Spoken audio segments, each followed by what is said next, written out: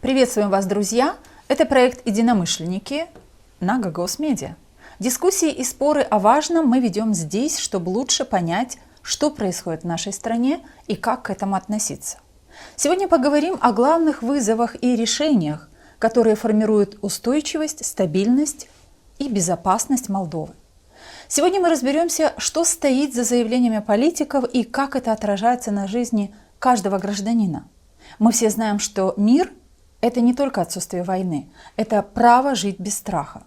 Как и кем охраняется это право, об этом будем говорить сегодня, друзья, поэтому следите за нашей дискуссией. Ставьте лайки, подписывайтесь на наш канал Gagos Media в YouTube и порекомендуйте своим друзьям сделать это же, подписаться на наш канал, потому что больше единомышленников крепче Молдова.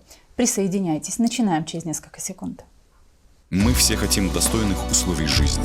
Мы все хотим качественной медицины. Мы все хотим хорошие дороги и коммуникации. Мы все хотим высокие зарплаты и пенсии. Мы все хотим, чтобы работали законы. Мы все хотим лучшего для Молдовы, и это нас объединяет. Значит, мы единомышленники. Друзья, сегодня в студии проекта «Единомышленники» политический аналитик Анатол Шалару.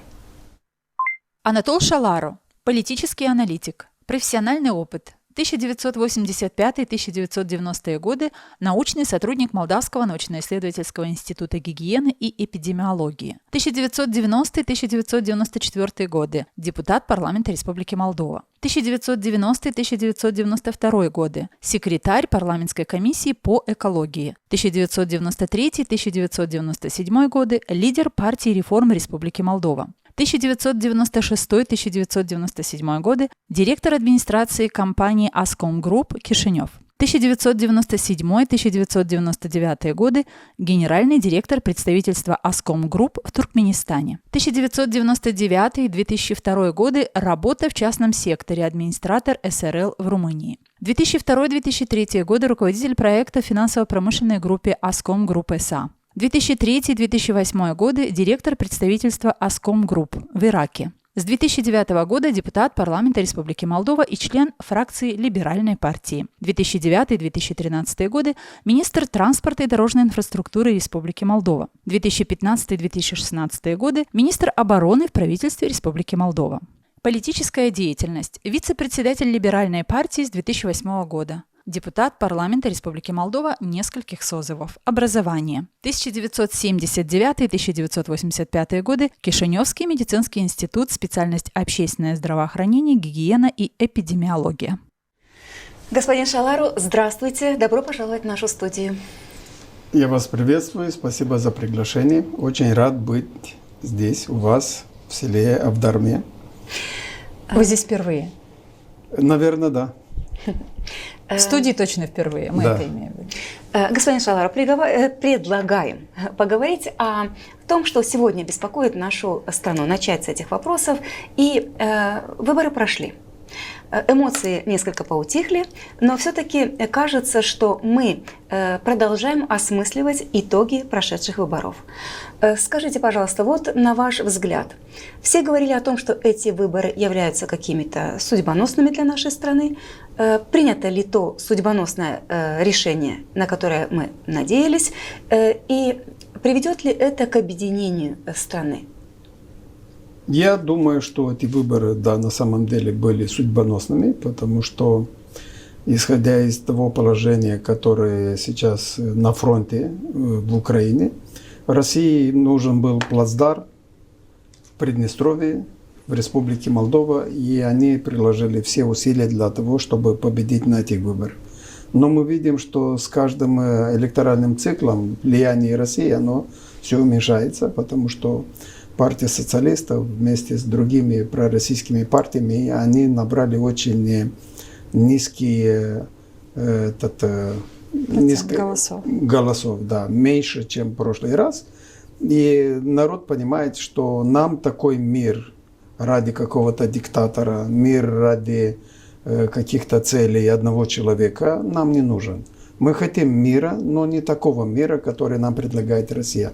И это не только мое мнение. Вы сами видели, что больше 50% населения, они выбрали другой мир.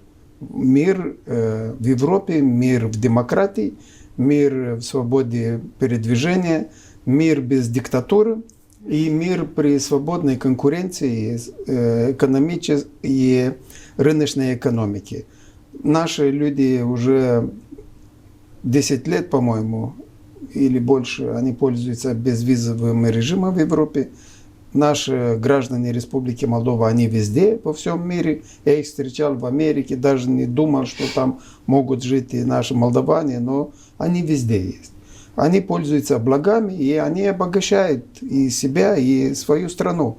Вот мы видим, сейчас кандидат на должность премьер-министра, он себя проявил не здесь, в Кишиневе, а он в других странах, и в Америке, он в Украине работал, в Европе, везде. И у нас есть такие, и среди гагаузов тоже есть люди, которые... Я вот встретил одного гагауза, который учился в Румынии, он женился на румынке, я думал, что он из Бухареста, а потом оказалось, что он гагауз, а его брат, которого я знаю, он вообще не знает по-румынски, не может ничего говорить. Но тот, он чувствует себя гражданином Европы, потому что сейчас тенденция в мире идет о том, чтобы границы исчезли, чтобы людей не сковывали какими-то доктринами, что вот ты не должен думать ни о чем другом, кроме о Ким Чен Ыне или в Иране. Я состою в... Есть одна организация иранская, я их поддерживаю, это оппозиция, которая находится по всему мире. Самая большая партия антиправительственная по всему миру. Я каждый год по 2-3 раза лечу на их конференции, съезды в Париже, в Албании был, во многих странах. Как называется эта партия? Моджахид. Интересно очень. Да. Раскройте, что поищите в этом интернете. Мариан Раджави, она является председателем. Женщина. Женщина. Вот странно, да, для Ирана, где женщины не имеют никаких прав, а они избрали, и давно она является председателем этой партии. И они очень сплоченные. Они могут рассказать о том, что такое мир, что означает для них свобода, что означает для них диктатура. А что находите вы для себя в той партии, в идеологии этой? Я не являюсь членом партии, но они нашли меня, узнали обо мне, и уже 4 или 5 лет они приглашают меня каждый год, с ними сотрудничаю, участвую в разных конференциях, подписываю письма. Что дает вам этот опыт? Вы знаете, я как-то, для меня это важно, что я поддерживаю. Я был в Иране, я был 5 лет в Ираке, я знаю, как живут эти люди. Это прекрасно. Вы были люди. И работали по бизнесу? Да, в нефтяной отрасли. Они очень простые люди. Они очень простые, они очень добрые, они доверчивые. Это люди, которые могут тебе все отдать. Все, последнюю рубашку. Это замечательные люди.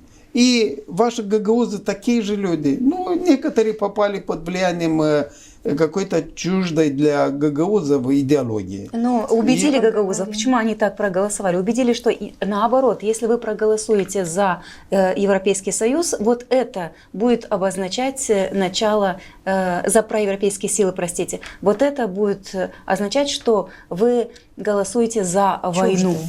Ну вот видите, в России есть очень много центров, которые занимаются вот этой гибридной войной против Республики Молдова. И у них есть и прекрасные специалисты, которые проводят или заказывают другим компаниям, проводят опрос общественного мнения. И это было и в Румынии, это было и у нас уже много лет.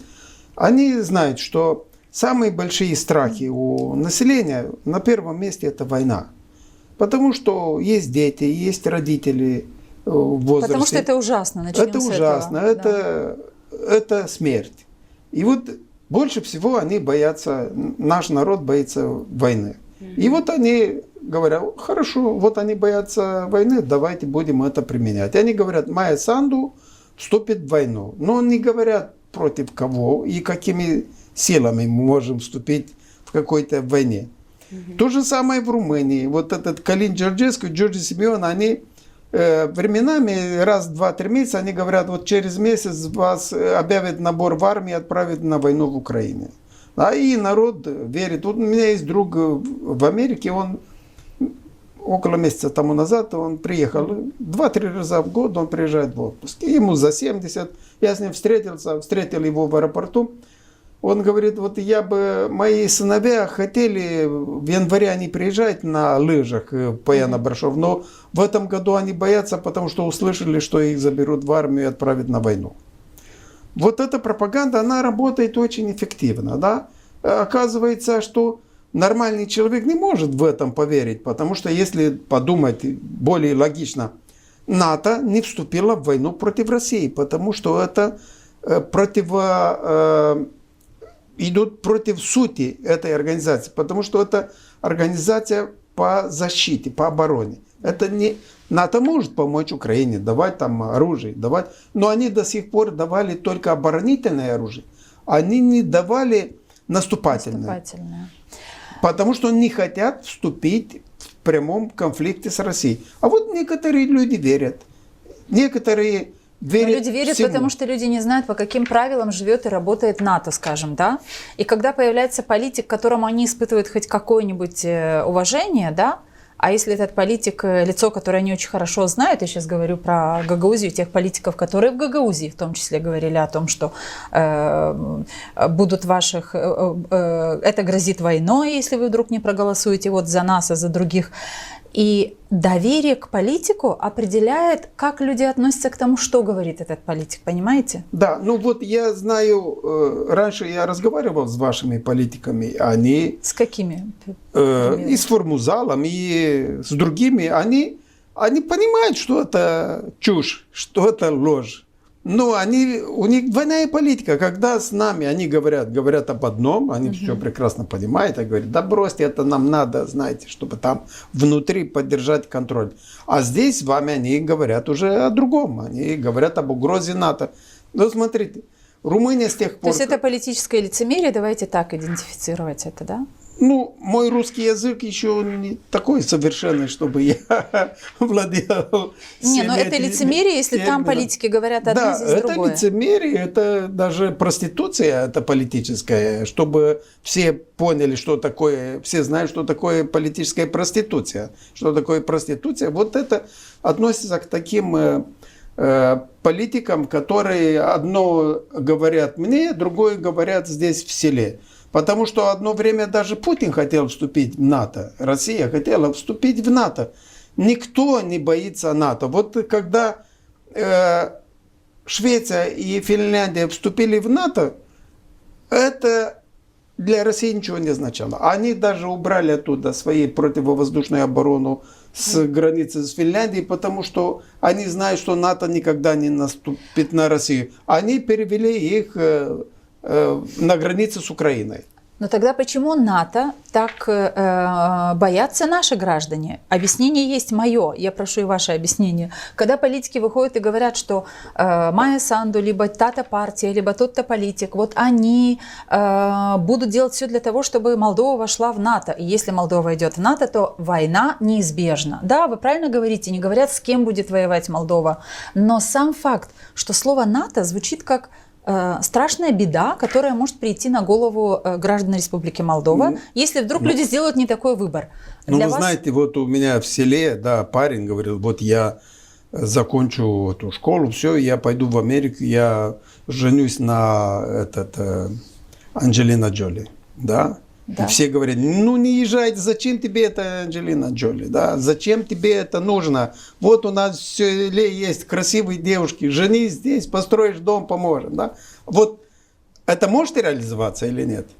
Это вы сейчас параллель с НАТО? Да, потому что в НАТО, чтобы вступить, намного тяжелее, чем вступить в Евросоюз.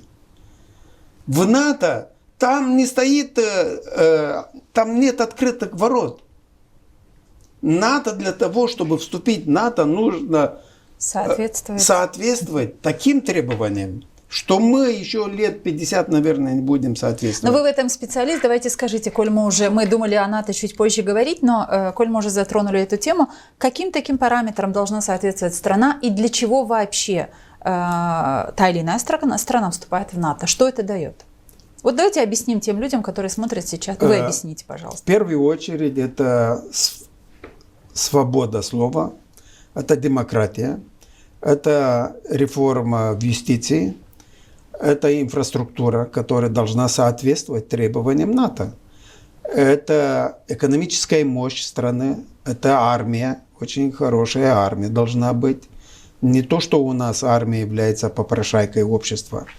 И кроме того, Румыния, когда вступила в НАТО, у них там был очень большой список. Очень большой Домашняя список. работа имеете в виду? Домашняя работа, да. Очень большой список требований.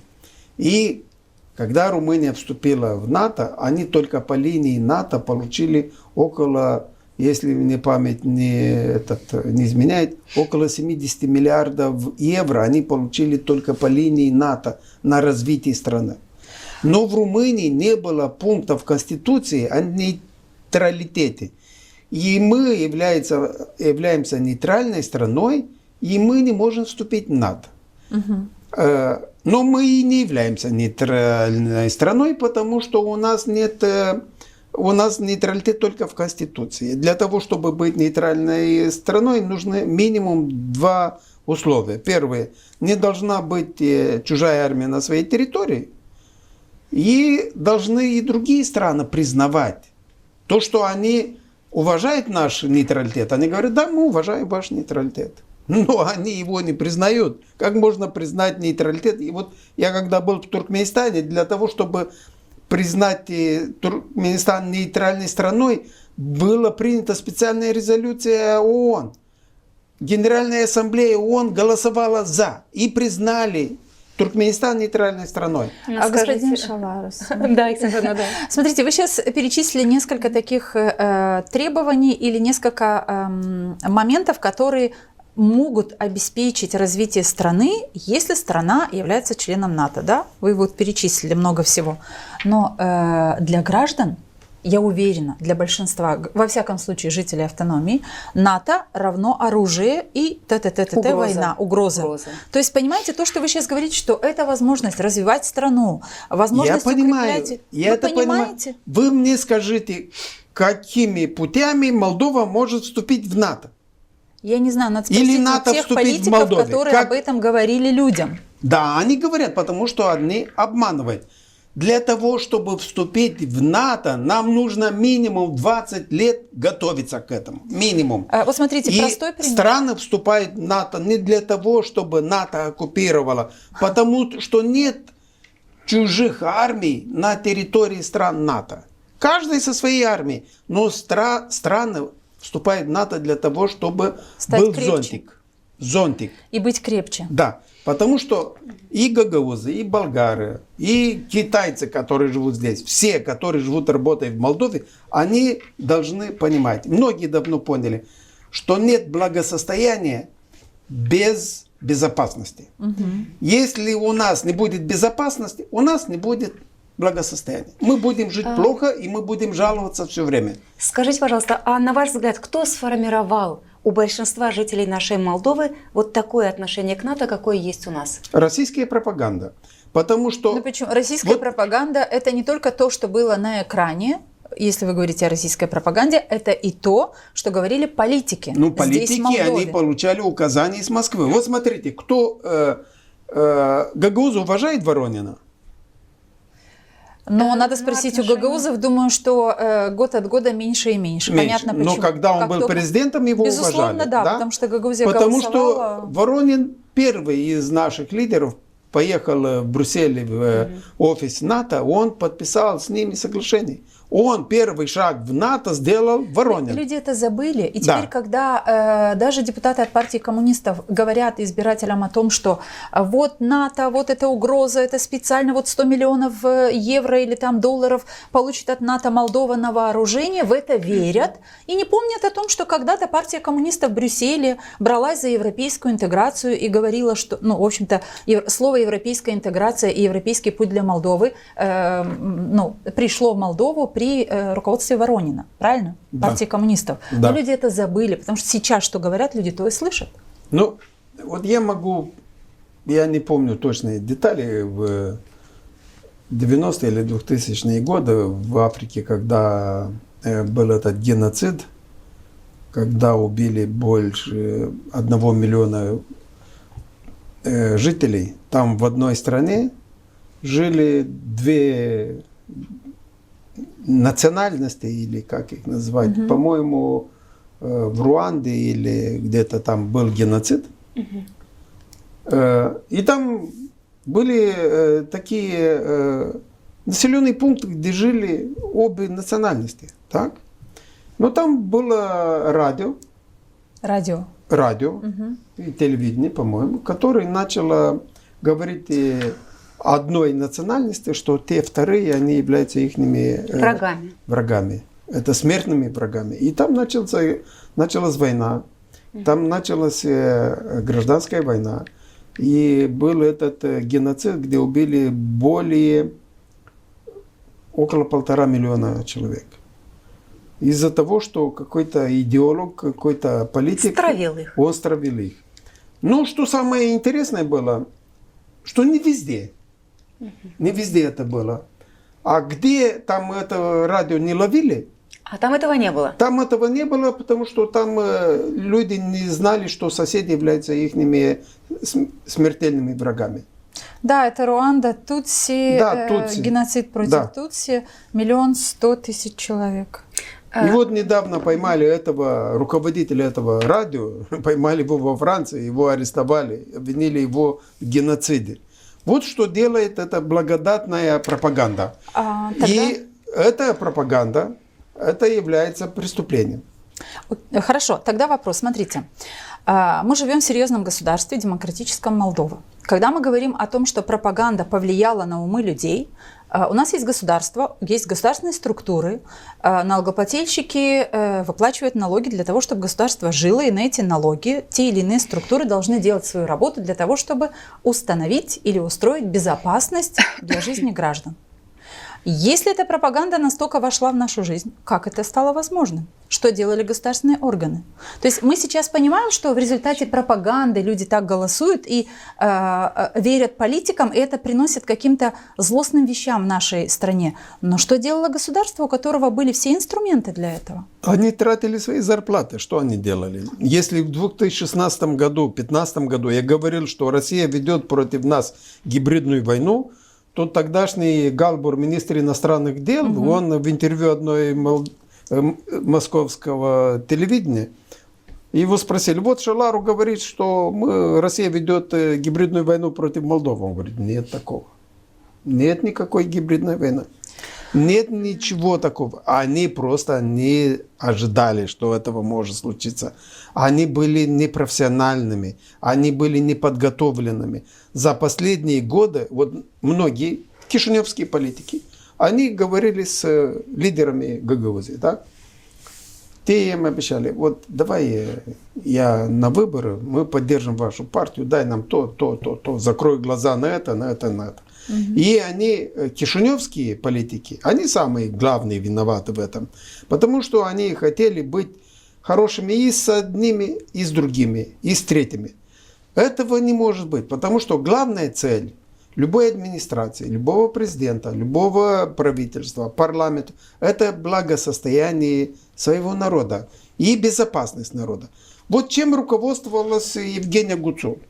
Она думала о благосостоянии гагаузов. На словах, да. На словах. А чем это реализовалось? Реализовалось? Ничем не реализовалось, потому что у нас есть депутат Александр Тарнавский, который уже не знаю сколько эфиров здесь у нас, да и у себя на странице в Фейсбуке говорит о том, что финансово-экономические показатели Гагаузии ниже уровня, не знаем какого там, никогда такого не было. И все то благосостояние, которое обещали в предвыборный период, практически ничего из этого не исполнилось. И никаких денег обещанных нет. Да. И не будет. Вот когда я был министром транспорта... А к чему вы это спросили? Чего с Евгенией Гуцул?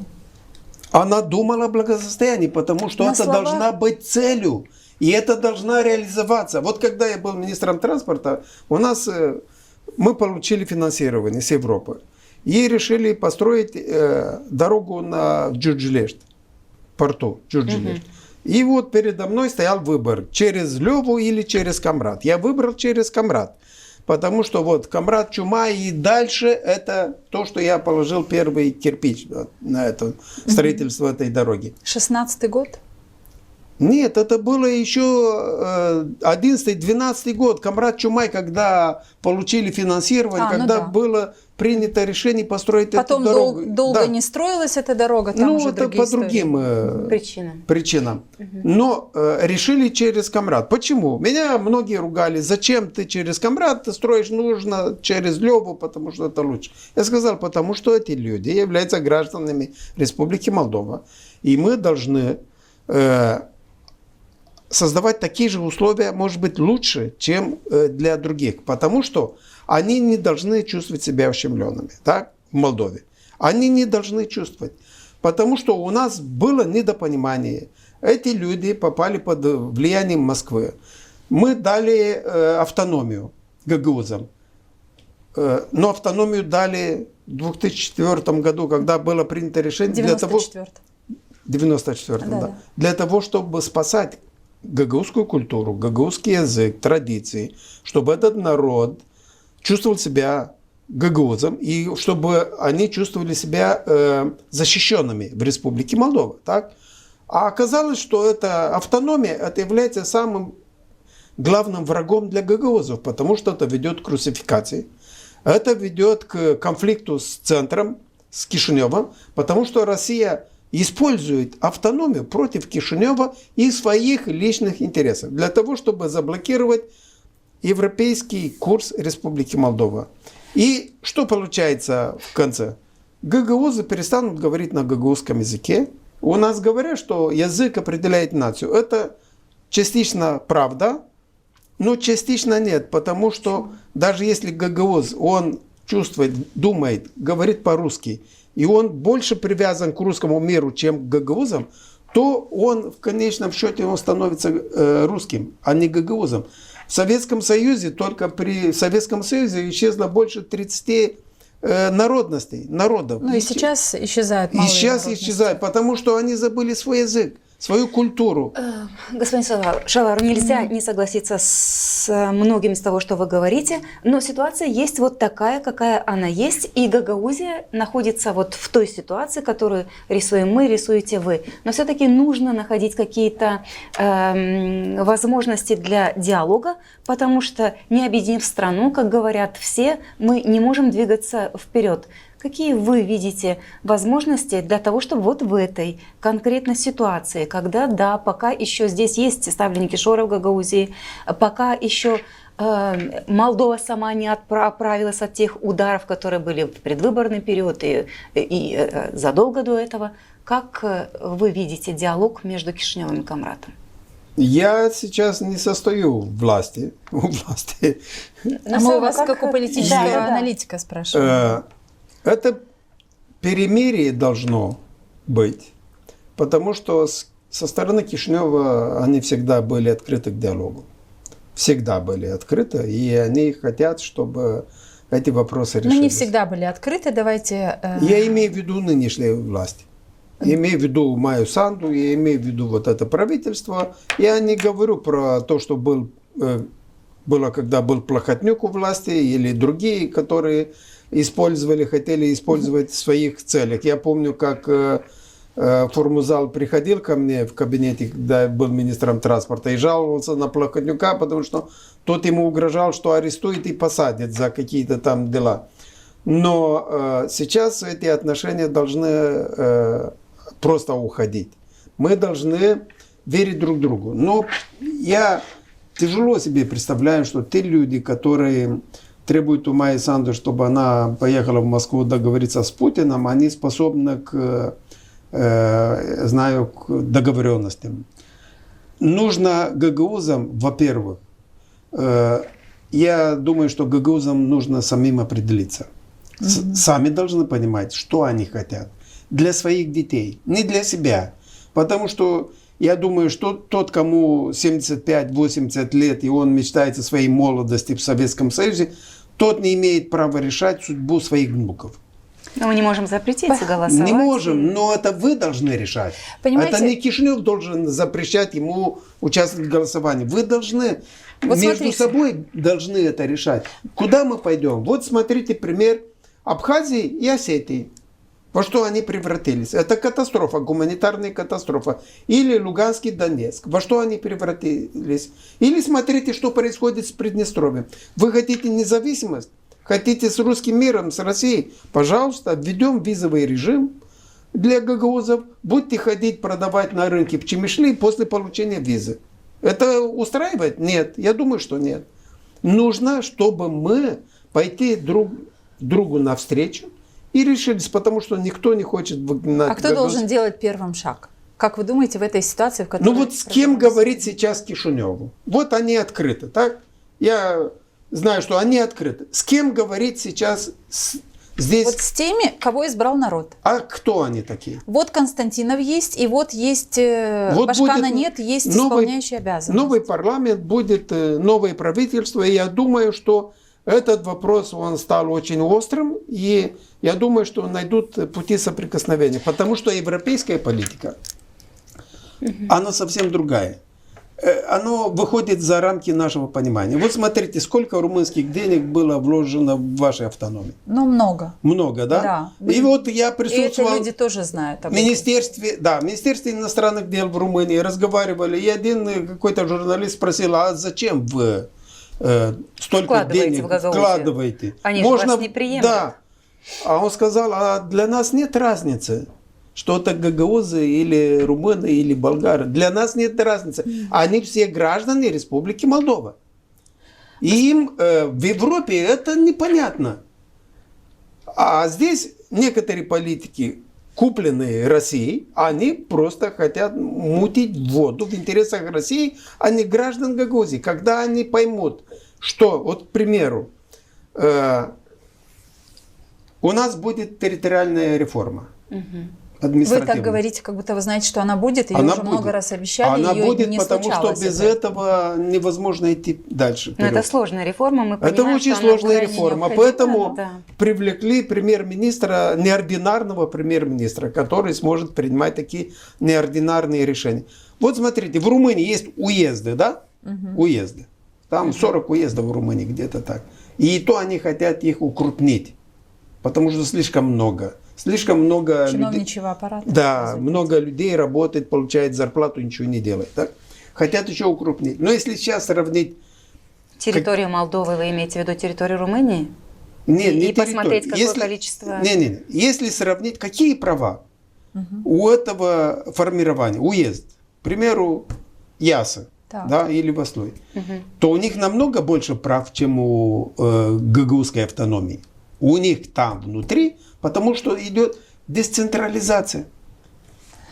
Понимаете? А Так здесь... Кишинев виноват, что у Гагаузии нет столько прав, скажут вам отсюда люди, которые ответственны Ну, за возможно, руководство у гагаузской них автономии. всегда Смотрите. есть ответ на этот вопрос, кто виноват, они Господин Шавар, знают. вы знаете, мы тут сейчас с Еленой Федоровной, безусловно, представляем гагаузскую автономию. Раз, мы понимаем, кого мы пригласили к нам в студию, и когда вы говорите, а с кем говорить на вопрос, да, как возможно возобновление диалога Кишинев-Камрад, вы говорите, а с кем Кишиневу здесь говорить? Смотрите, когда я вам говорю, что надо говорить с теми, кто есть, поверьте, таким людям, как мы и многим в Гагаузии, крайне неудобно и некомфортно от того, что Гагаузия докатилась до таких руководителей, которые сегодня есть. Но это выбор граждан, и это попустительство властей, правоохранительных органов, которые допустили подобное на выборах Башкана, подкуп и прочее, избирательную коррупцию. И поэтому мы получили вот то, что получили. Шора в исполкоме. То есть у нас исполкомовский шор, у нас шоровский исполком, вернее, у нас шоровский Башкан, которые сейчас даже не находятся на своем рабочем месте, потому что идут судебные разбирательства. И что с этим делать? Стыдно, но это выбор людей. Эти люди недоговороспособны, мы сами это знаем. Вот как в этой ситуации, почему мы и говорим, это крайне сложная ситуация, она неординарная даже для жизни гагаузской автономии, при всем при том, что за 30 лет разные бывали отношения между Кишиневым и Камратом. Здесь надо, чтобы кто-то мудро что-то сделал. Способен ли на это Кишинев? Вы так говорите, сейчас нормальная власть, у вас есть какие-то отношения с ПАС, вы уверены Нет. в том? Такое ощущение, что вы говорите, как будто знаю. Сейчас нормальный премьер, сейчас новый премьер, сейчас вот как-то так. Вы сейчас я стали знаю высказываться. этих людей. Я знаете знаю этих людей, поэтому да. так говорите. Да, я хотела уточнить. То есть вы не являетесь представителем ПАС или не являетесь сторонником ПАС, но вы уверены, что сейчас... Я сейчас сторонник ПАСа, потому что это было необходимо поддержать ПАС. Не Воронина, не Додона, не Ирину Влах, а именно ПАС. А есть один жесткий аргумент, почему надо было именно сейчас поддержать ПАС? Да, есть. Какой? Потому что если мы потеряем эти следующие 4 года, то мы потеряем этот поезд, который ведет нас в Евросоюз. А это страшно для нас, для Молдовы? Это очень страшно, потому что мы рискуем остаться в серой зоне Европы. Сейчас внимание Европы, оно направлено на Республику Молдова. Сейчас Республика Молдова очень важна и для России, и для Евросоюза, потому что, насколько я информирован, я даже видел документы, Россия сильно заинтересована была победить на выборах в Республике Молдова для того, чтобы создать свое правительство и укрепить свой военный контингент в Приднестровье. И, может быть, его перевести на правый берег Днестра. Поэтому им очень нужно, чтобы Молдова представляла угрозу для Украины. Нам это не надо. Нам такая война не нужна. Это не наша война. Мы хотим жить в мире и в благополучии. Так? Евросоюз понимает, что если Россия укрепится здесь, то Россия будет представлять очень большую угрозу и для Евросоюза, для Румынии и для Украины. Но мы знаем результаты выборов, теперь этой угрозы нет? Теперь этой угрозы нет. Да. Потому что я вам могу объяснить очень просто, как это может происходить. Вот у нас летают в Кишиневском аэропорту десятки рейсов ежедневно из Армении, из Грузии, из Турции. Российские офицеры, военные, они не могут приезжать в Молдову. И их возвращают, если они как-то пытаются. У нас стоит фильтр в аэропорту. И этот фильтр работает, антитеррористический фильтр, он работает очень хорошо. Он давно там, с 2014 года. И этот фильтр каждый день возвращает 20, 30, 50, 100 человек, возвращает их с аэропорта обратно. Раньше эти фильтры работали и на таких сухопутных таможнях. Сейчас нет, да, участках. Сейчас нет. Вот представьте, что новое правительство, значит, могут заехать, пророссийское новое правительство, оно убирает этот фильтр. И каждый день, вот рейс идет Ереван, Кишинев, 100 военных, 100 офицеров, каждый самолет, одеты в гражданском. Они могут спокойно передвигаться по Армении, по Грузии и по Турции. И они могут каждый день прилетать по 300, по 500 человек. У нас много рейсов, не один рейс в день. И вот за полгода могут там поднять это число до 30 тысяч, до 40, до 50 тысяч военных. Ну, в Гагаузии вас послушают и скажут, ну, выдумываете вы. Ну, я не исключаю, что так и скажут. Я более того, я даже уверен, что так и скажут. Но мы, когда слышали Лаврова и Путина и других, что никакой войны не будет. Это до войны в Украине? До войны в Украине. За день до войны они говорили, не будет никакой войны. Никто не собирается нападать. Да. И вот на второй день, 4 часа утра, они напали. Я не могу верить им. Я не могу верить тем людям, которые говорили, что вот Украина разработала новые боевые комары, которые выборочно выбирают только русских и будут... Хотя там в российской армии очень мало русских, там все национальные меньшинства России, там и много украинцев, половина офицеров в российской армии были украинцы, половина офицеров в украинской армии были русскими. Я знаю бывшего министра обороны Полторака, он русский по национальности, министр обороны России. Как можно верить такой пропаганде? Ну, есть некоторые, которые верят. Вот верят. Давайте мы говорим о поствыборной ситуации в стране. Уход Ричана из политики вовсе, ну, из должности премьер-министра, это какая-то запланированная акция или неожиданность для вас, для политика, который изучает, что, чем, как происходит, тем более, что вы сторонник ПАС. Как вы это восприняли? И что бы это значило? Я никак не воспринял, потому что я знал об этом. Потому что он даже когда принял предложение стать премьер-министром, он сказал, до новых выборов. Потом Об этом не знало общество. Ну, Да-да-да, в обществе для не общества это говорили, было а неожиданное такое все решение. знали еще до начала выборов. У меня была встреча с ним до начала выборов, в августе, по-моему. Так все знали, он не является членом партии, не является членом ПАС. И все знали, что он уходит. Его просили остаться, а он не захотел. Возможно, он готовится к президентским выборам. Кто его знает? Как вы думаете, на этом этапе, ну, то есть, может быть, тот самый случай, когда коней на переправе не меняют, лучше было бы остаться Ричану, либо вот эта замена, которая сейчас обсуждается, ну, не замена, а избрание нового премьер-министра, это лучше, как вы думаете?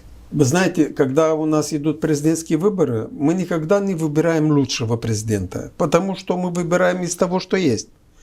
Из тех, которые участвуют в этих выборах, правильно? Мы выбираем лучшего из этих 7 или из 10. Ну, как раз хотела сказать, выбираем лучшего из тех, что есть. Тех, да. Да. А когда выбираем партии в парламенте, у нас нет возможности сказать вот этого уберите, потому что он мне не нравится, потому что это решение партии. Это список. Правильно, за список, который- да.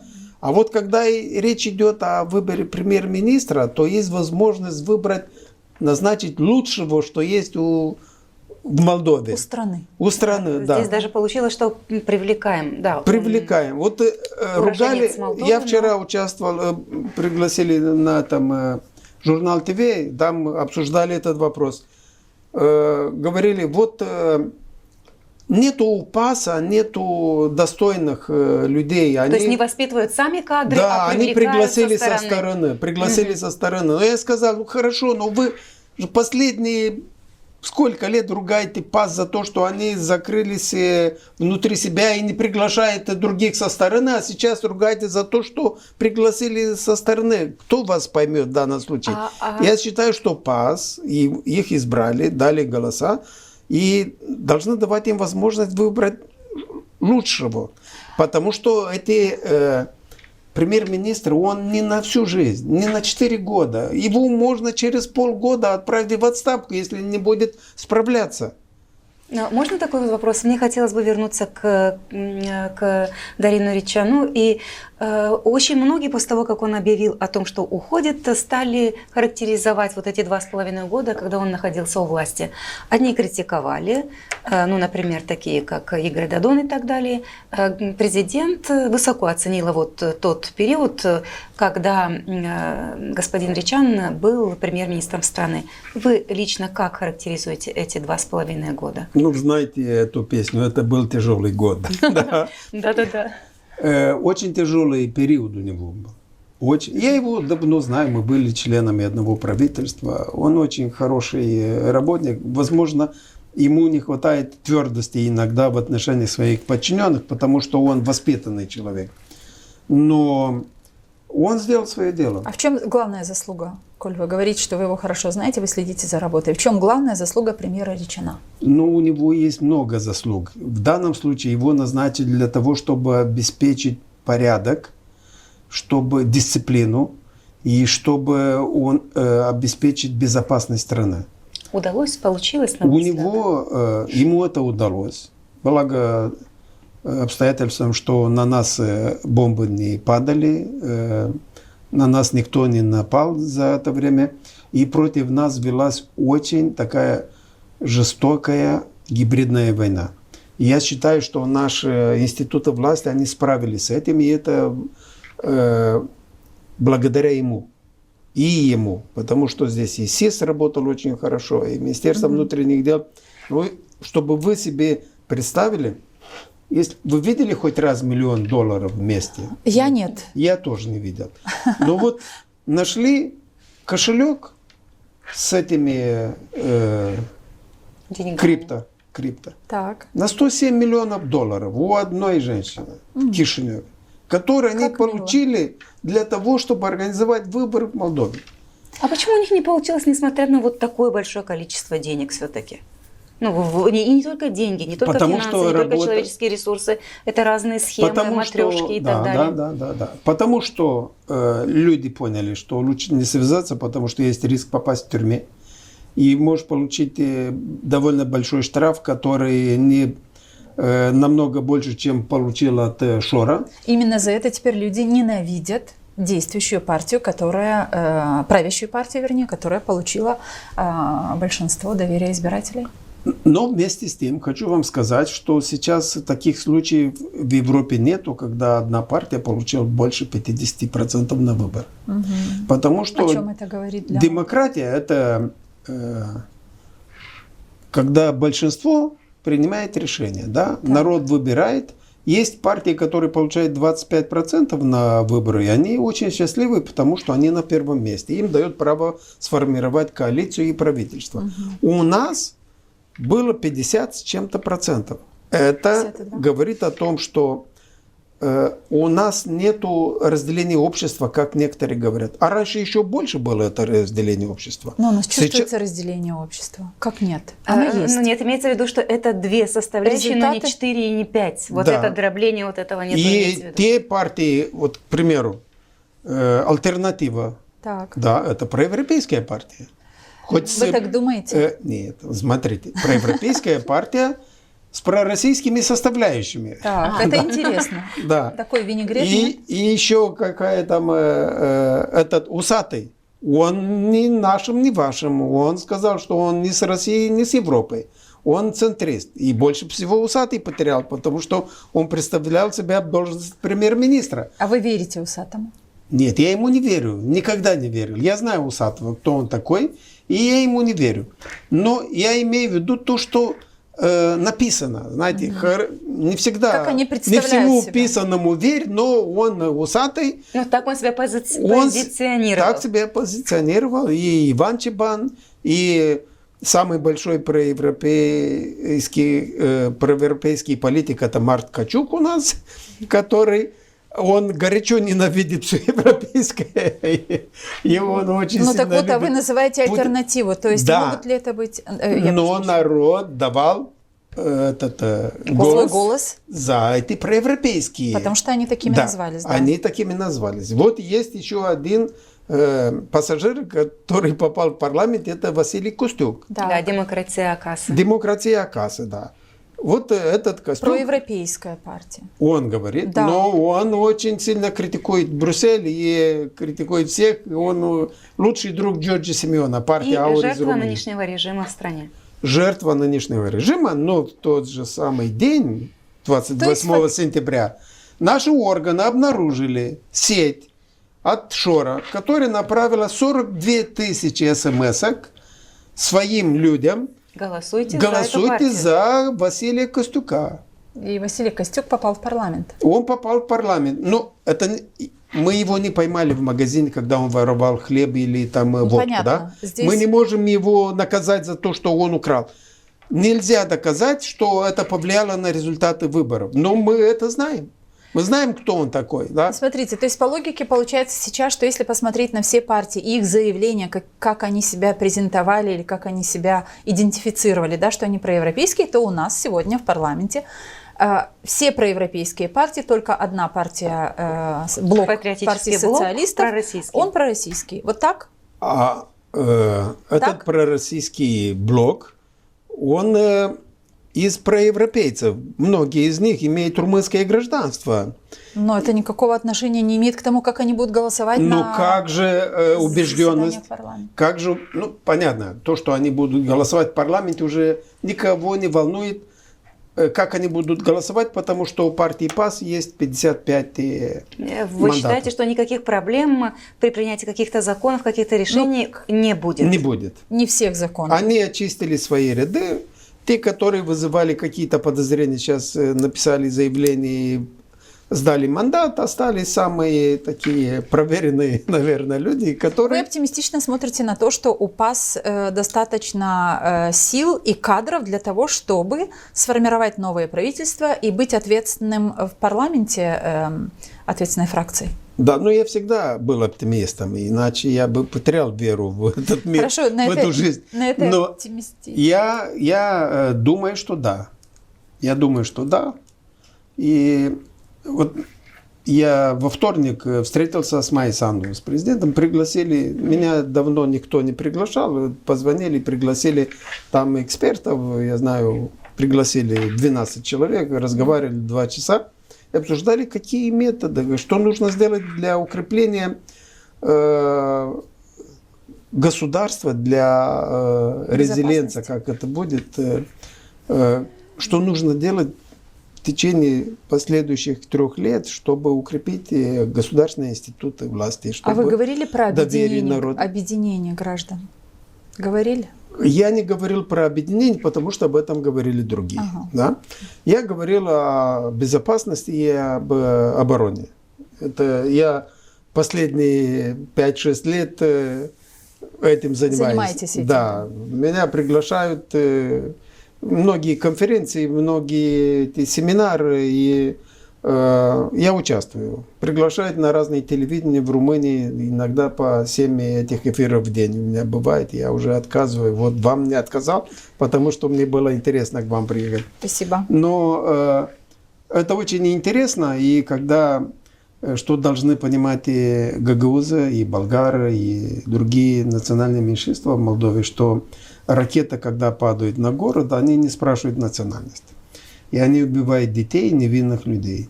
И поэтому, когда мы плачем и вспоминаем молодость, я тоже хочу быть молодым.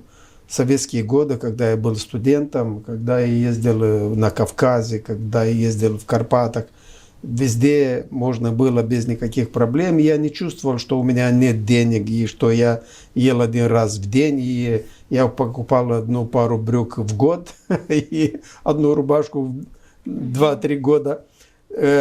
Потому что я был молодым, меня это не интересовало. Сейчас есть другие Ну и интересы. негде было купить. И не на что было, наверное, купить несколько рубашек и да, несколько костюмов. И негде себе. было купить, да. Я 1 костюм купил, и на лет 10, наверное, он мне не хватило. Потом я растолстел, и просто он мне не подходил. Ностальгию в сторону, правильно понимаю? Но люди должны понимать, что смотрите, что произошло в Украине, в Мариуполе, где я бывал раньше. Мариуполь был русским городом. Это русский город, и там убили столько человек. И вместе с тем в Украине есть ждуны, которые ждут российскую армию. Да, у нас были гости Как это из объяснить? Украины, мы беседовали, да, они тоже говорят, что Вы такое знаете, есть. вот Как это объяснить? есть, я не знаю, я не думаю, что есть объяснение этому, но вот в Румынии, я приведу это сравнение. Говорят, что очень много таких полезных идиотов, они сильно любят этого Калина Джорджеску. Они любят. И вот я слушал одну передачу, говорили, он их не притворил в идиоты. Не превратил, имеется. Не превратил в это в идиота. Он их так нашел. Они были, и до него, они были идиотами. Но нельзя ждать от всего населения, что все они умные. Они есть разные люди. Есть разные люди. У каждого свои проблемы. Кто-то потерял работу, кто-то потерял деньги, кто-то он завистный. И у каждого своя злость в связи с тем, что кто-то что-то потерял, кто-то что-то недополучает от страны, ждет, кто-то платит налоги и кто-то считает, завидует, что их неправильно расходуют в стране. А есть просто некоторые пьют много, они не думают уже. Некоторые ленивые, не хотят работать, они завидуют соседу. И это все накопилось. И иногда... Вот на протяжении истории иногда... И вот на выборах кто-то их находит. Таких людей, находит, которые... да. И вот эта энергия, она накапливается. Она накапливается, потом она должна как-то выходить, куда-то уходить. И у некоторых уходит в поддержке какой-то партии. И если они говорят, что мы вам построим всем дома, они говорят, хорошо, вот нам построить дома. Он же обещал. Правильно? Газ будет 10 лей и так далее. 10 и так далее. лей Можно газа, придумать разные даже схемы. 5 лей. Да, мы здесь в Камрате построим аэропорт международный и закроем Кишиневский аэропорт. Потому что здесь будет лучше и больше. Люди это понимают, но люди, они не хотят думать. Это психология толпы. В толпе получают поддержку самые простые идеи. Да? Вот я помню, было одно, я вел митинг еще в 88 году или 89 году, и Воронин тогда был министром внутренних дел. И пришел один милиционер, он говорит, вот меня хотят выгнать с работы, потому что я подписался за латинскую графику. И народ, весь, там 1020 людей, все просто. И я получаю бумажку из зала. Говорит, Воронина вон, этого сержанта министром внутренних дел. И я читаю это, и весь зал аплодирует. Потому что для них это очень простая идея, очень простое решение вопроса, что не надо думать, не надо принимать ничего, не нужны никакие реформы, как эти говорят. Я в Румынии встречался с бизнесменами, которые говорят, вот Калин Джорджеску победит, он назначит кого-то премьер-министра, мы запретим все экспорты, мы закроем все, и все будет наше. Это 21 век. Вот то же самое, вот территориальное образование гагаузия, да? Они хотели стать независимым государством. Они кто? Здесь, из Камрата. Некоторые политики говорят, мы выходим из состава Молдовы. Они разные, очень такие гениальные идеи. Они Это 90-е годы. Да и сейчас. И сейчас, когда был референдум, о том, чтобы вступить в этом таможенный союз. Мы же с вами тут понимаем, что это простая риторика, это популизм, это для того, чтобы подогреть толпу и собрать всех в одно. Я не виню этих людей, я виню этих политиков, которые пользуются этими людьми. Но и народ. Вот когда мы говорим, депутаты они все плохие, министры все плохие, все плохие. А ты за кого голосовал? Ну, так это же потому что они понимаете? являются нашими экспонентами. Мы их туда отправили по нашему... Господин Шаларов, мы дали им в руки мы власть. Дали, и мы каждый цикл выбираем тех же людей, а ожидаем других результатов. Вот эти люди, которые слушают этих политиков, они разве не могут просто подумать, давайте обсудим, а вдруг они нам лгут? Смотрите, сложно Почему что-то говорить. гагаузы не собирают по 10 человек с каждого села и отправят к Майе Санду, пусть с ней поговорят. Пусть по душе, пусть они так открыто выскажут все свои сомнения. Они говорят о румынизации, так? Об этом поговорим во второй части нашей передачи. Да. Здесь нам нужно делать паузу, потому что сейчас будет рубрика «Люди говорят что». Подготовьтесь, пожалуйста, на наши короткие вопросы. Нужны ваши короткие ответы. Друзья, в нашей студии экс-министр обороны и политический аналитик Анатол Шаларов. Вы оставайтесь с нами. Через несколько секунд мы в студии продолжим.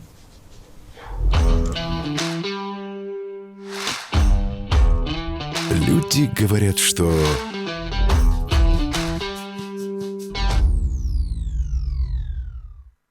Люди говорят, что демократии в стране становится все меньше.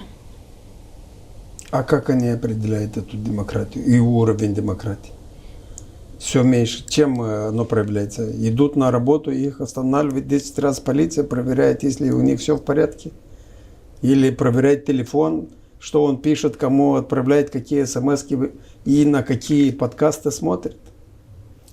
Применение закона – это не означает, что демократия меньше. Любой закон, вот плохой закон, если его применить одинаково ко всем, он становится хорошим законом. А хороший закон, если его применить относительно, не ко всем, а выборочно, он становится плохим законом. Если есть подозрение, что закон применяется не ко всем одинаково, то тогда это не демократия, и об этом нужно говорить. Люди говорят, что Молдова, поддерживая Украину, еще больше отдалилась от России. Молдова, к сожалению, не поддерживала Украину так, как нужно поддерживать, как поддерживали другие страны. Молдова, она поддерживала Украину, потому что была рядом с Украиной. Они высказывали поддержку. Через нашу территорию проезжали транзитом грузы гражданские, не военные, потому что Молдова не пропустила даже была одна машина с вот этими защитными костюмами, жилеты. да, с бронежилетом, не пропустила транзитом через Молдову. Нет ни одного случая, когда там боеприпасы, оружие, Что-то военное имеете в виду? что-то военное проходило через это. Россия сама отдалилась от Республики Молдова несколькими шагами. Подняли в несколько раз цену на газ. Они лимитировали газ, который отправляли в Молдову. Они на нас давили со всех сторон. Они хотели, чтобы мы стали как бы соучастниками этой войны. Мы этого не могли. Вы вспомните первые месяцы войны. Я сильно критиковал Майю Санду за то, что она отказывалась поддержать Украину. Она не хотела поддерживать санкции против Украины. Она сказала тогда, говорила, что это не наша война, мы нейтральная страна, мы не вмешиваемся. Но потом нам предоставили Украина возможность... принимала и беженцев затем. Мы принимали беженцев, Молдова, простите. но не на наши деньги. Да, на европейские. На европейские деньги. Я хочу вам сказать, что вот я видел статистику в Чехию. Украинские беженцы платят 4 раза больше налогов, чем они получили помощь от государства. Потому что у нас сейчас попробуйте нанимать кого-то на работу. Нет людей, которые захотели бы работать. Майя Санду говорила, что производительность труда в Молдове 18% от общеевропейского. 5 молдаван работает как один европеец. Есть фирмы иностранные, которые отправляют автобусы каждый день на 50, 70, 80 километров за рабочих, за своих этих, которых наняли на работу. И нету таких людей. Украинцы пришли работать, я знаю, в Румынии, построили свой бизнес и работать. Сейчас все будем искать на стороне работников, потому что негде. У нас экономика без инвестиций не может быть. А инвестиции у нас не идут, потому что у нас нет работников и у нас нет безопасности. Люди говорят, что аресты, задержания и тюремные заключения – это символы полицейского государства в Молдове. Символ полицейского государства – это когда девушка 18-летняя исполнила песню на площади, и ее арестовали. Или когда мужчина вышел с бумагой, с белой бумагой на площади, его арестовали и дали ему 7 лет. Когда человек вышел с лозунгом «Миру мир», ему дали больше 7 лет. И поэтому то, что люди получили деньги за то, чтобы они отдали голос за деньги, когда чужое государство вмешивается и совершает подкуп избирателей, это преследуется законом. А вы что хотели? Попробуйте вот такое сделать в России. Вот те любители русского мира пусть едут в Россию, и пусть они попробуют сделать то, что делают здесь в Молдове. Люди говорят, что Молдова ни в коем случае не должна вступать в НАТО. Я хочу вам сказать, что нам это не грозит. И что нам НАТО и не нужно сейчас. Вот Украине сейчас НАТО не нужно. Потому что Украина самая мощная, имеет самую мощную армию в Европе сейчас. И это НАТО сейчас, пусть НАТО должно просить вступить в Украину, а не наоборот. Мы для НАТО не интересны. Я знаю, потому что я был на саммите НАТО в Варшаве. Они на нас смотрят, зачем вы нам нужны? Ну не просите нас. Мы их не просим, а они нас не ждут. Это просто страшилка. Это такая политическая игрушка. Потому что люди боятся больше всего того, чего они не знают. Вот скажите, когда НАТО оккупировало какую-то страну? Я был в Ираке, когда там вступила американская армия. Они все покупали, они им давали зарплаты. И они нефть от них покупали за деньги на рынке. И потом американцы ушли. Ну, это была преждевременная революция, потому что нельзя 21 веком напасть на 19 век. Или перевести из 21 века ценности в 19 век. Народ должен дорасти до этого. У меня есть пример, прошу прощения, но у меня есть пример, когда в Чешмекёе есть могильник, о котором, наверное, все знают, это пестициды, которые еще с советских времен были там в И за огромном. деньги НАТО. И за деньги НАТО их оттуда вывозили и радовались этому факту. И я в том числе, и многие люди, которые знают, насколько это опасно для здоровья людей, нахождение вот этих Этот могильников. процесс происходил, когда я был министром обороны. И мы Так вот, это тогда сделали НАТО- на деньги Румынии, чтобы они знали. Смотрите, это я к тому, что никого с НАТО, как аббревиатура НАТО, никого не пугало. И примары, и руководители районной администрации, и Башкан, и многие все говорили: спасибо большое, что помогаете нам вывозить эти пестициды, потому что это очень отравляет землю, соответственно, воду, а это здоровье жителей. Вот, понимаете, я о чем? То есть НАТО и деньги НАТО на такие нас не пугают, но НАТО равно оружие тогда, когда об этом говорят политики. Да. Вот как. Люди говорят, что у ПАС нет кадрового потенциала для ответов на социально-экономические вызовы. Я не могу сказать, не могу отвечать на этот вопрос, потому что я не знаю людей в ПАСе. У меня там есть 2-3 друга, которых я давно знаю, иногда созваниваемся, но я не знаком с Но социальными... не следите за ситуацией в стране, какие меры предпринимают те или иные министерства? Нет. Потому что прошлое правительство ПАС, оно сделало все возможное, чтобы о них никто не знал. Вот И- так? Да, ну это были люди, которые, наверное, выполняли свою работу, но они были не публичными. Открытые, не открытые, вы Не имеете в виду, публичные. не коммуницировали с обществом? Они, наверное, многие из них даже не умели этого делать. Это делал И- пресс-секретарь правительства. Это Но делал... пресс-секретарь делал неплохо, Да. на наш взгляд. Он, да, неплохой. А остальные, я их просто не знал и не знаю. И мне это не интересно, потому что я следил за вопросами безопасности, обороны. И социальная политика – это не мой код. Не ваш конек. Да. Люди говорят, что страной не должны руководить политики с гражданством другой страны. Пусть говорят. А вы что думаете? Я думаю, что это не имеет никакого отношения, потому что если многие политики имеют российское гражданство, то это плохо или хорошо? Если имеет румынское гражданство, это А плохо есть- или хорошо? Так я спрашиваю, это плохо или хорошо? Как это влияет на На безопасность качество? это влияет или нет? Нет. Не влияет на безопасность. Это никак. Это только говорит о том, что эти люди, которые имеют румынское гражданство, они были в Европе, может быть, там учились, может быть, там работали. Это люди, которым интересно жить и в других странах, и в познавательных целях. Вот у меня румынское гражданство я получил, когда я был министром. Это как-то повлияло на меня? Нет, не повлияло. Просто я имел возможность путешествовать.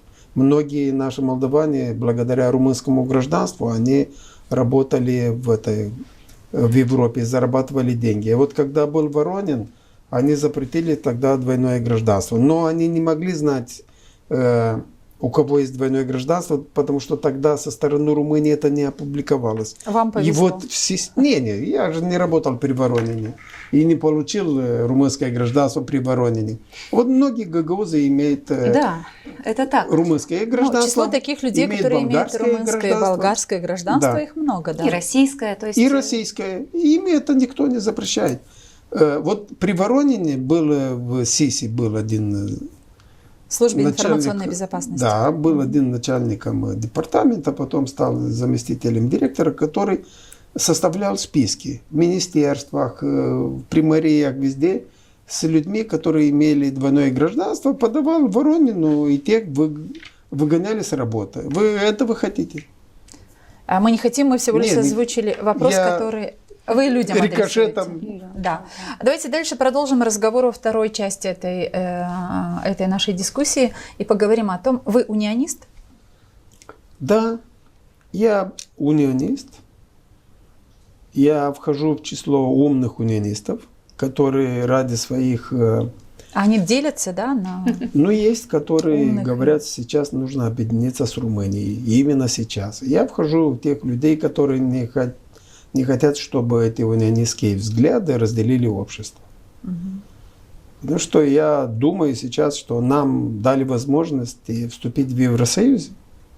И если у нас будет такая возможность, то мы должны этим воспользоваться. Потом народ решит. Потому что у нас невозможно, чтобы вот пришел какой-то унионист к власти, и он объявил об объединении с Румынией. Потому что никто этого не примет всерьез. Нужно, чтобы и Румыния провела референдум, нужно, чтобы в Молдове был референдум, чтобы народ решил это.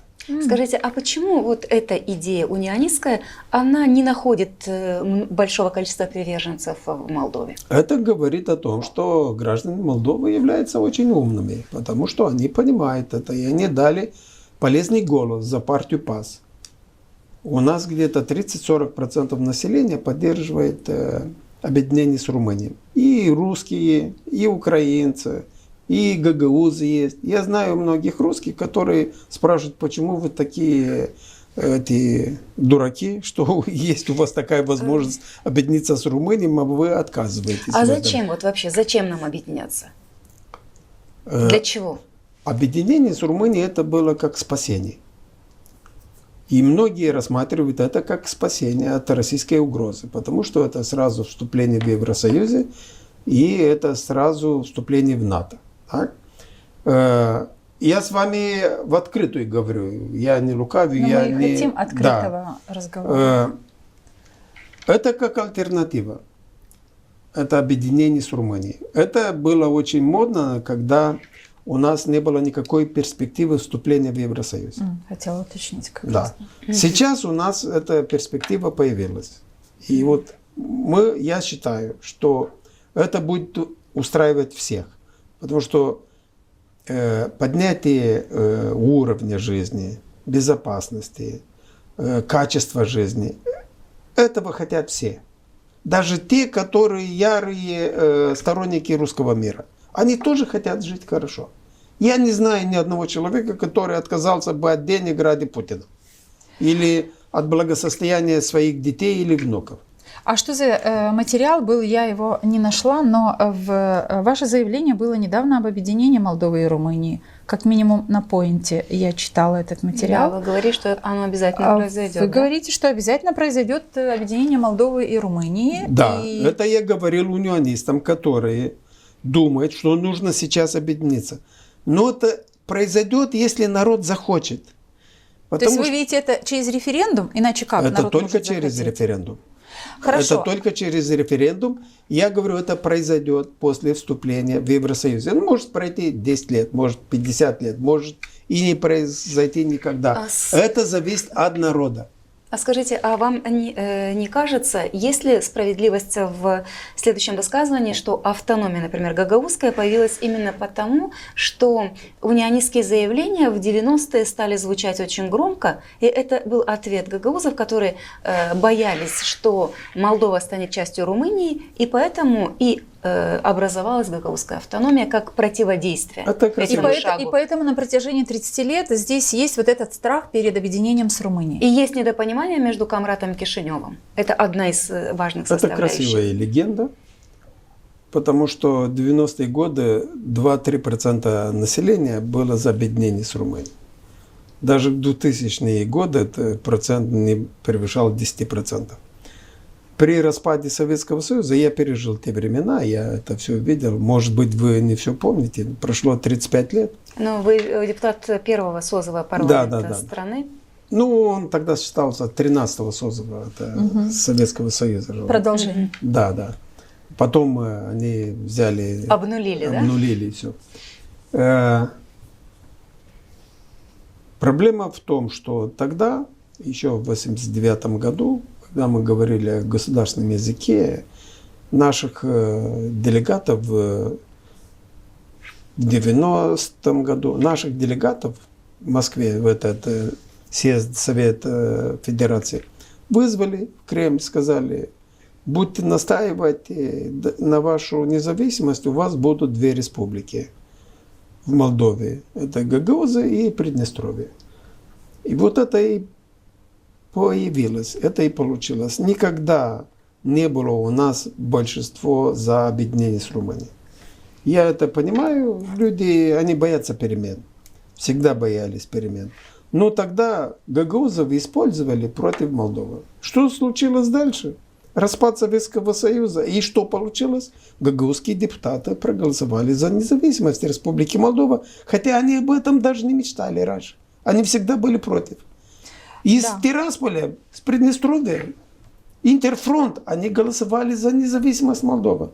Так теперь у меня вопрос. Вот когда вы говорите, что объединение Молдовы и Румынии все равно произойдет, но не на данном этапе, то есть сейчас об этом говорить не нужно, потому что появилась идея о вступлении в ЕС, и это отдаляет рассмотрение вопроса объединения Молдовы и Румынии. Правильно? Этот вопрос не стоит на повестке дня. Все, давайте вернемся к тому, что как сегодня в ЕС идти, когда есть вот такие взаимоотношения. Приднестровье и Гагаузия, центр Кишинев, да, условно, Кишинев не общается ни с Камратом, ни с Тирасполем.